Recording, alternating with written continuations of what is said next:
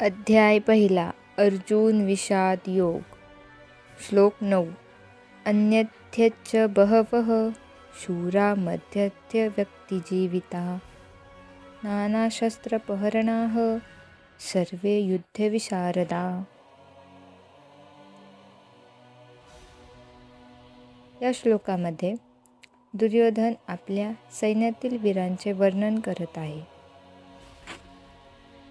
तो म्हणतो की त्याच्यासाठी लढण्यासाठी अनेक शूरवीर आहेत, ज्यांनी आपल्या प्राणांची पर्वा न करता विविध शस्त्रे चालवण्यात आणि युद्धात प्रवीण होण्यात स्वतःला सिद्ध केले आहे.